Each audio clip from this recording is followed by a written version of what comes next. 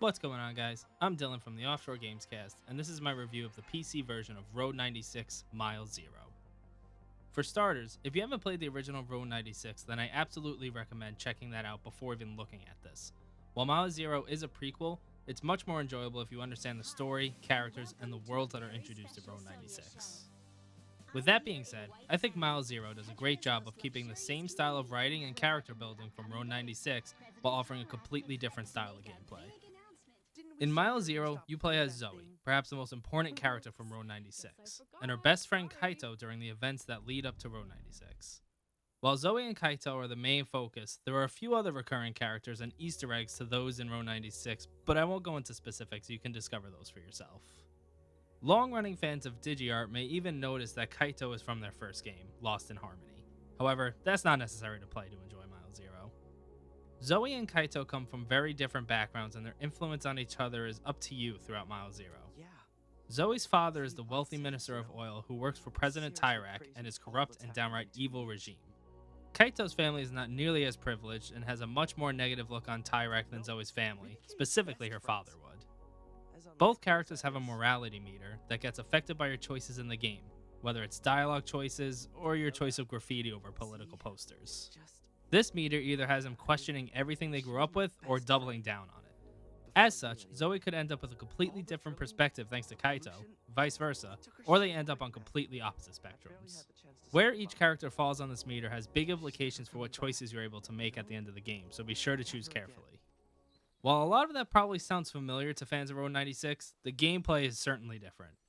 Instead of being hit with random scenarios on your journey to the border, you're left with a few bigger places to explore that all offer their own characters to interact with, walls to vandalize, and minigames to play. While these are fun distractions and palette cleansers, the areas aren't worth much more than one look through to see what you come across. Beyond that, they're merely there to get you to the next story moment. The rest of the game is played through an on-the-rails rhythm game, a big departure from Road 96. While there's only 10 songs in the game to play through, they cover some of the biggest story moments of the game and all have unique and interesting set pieces to go with them.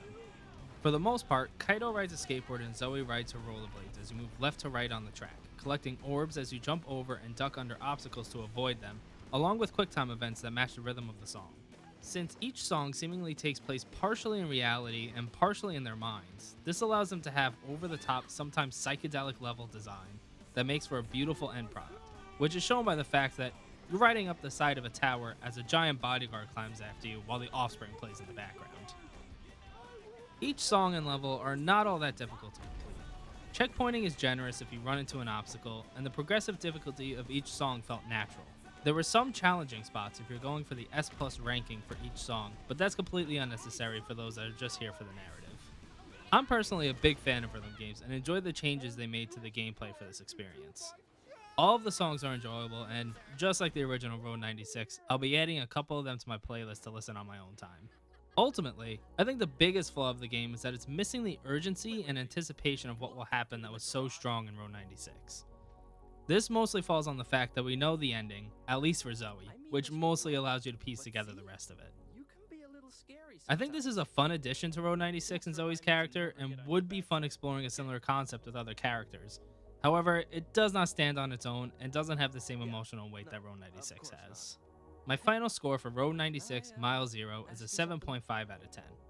If you liked your time with Road 96, then I absolutely think this is worth playing, especially if you like Zoe's character.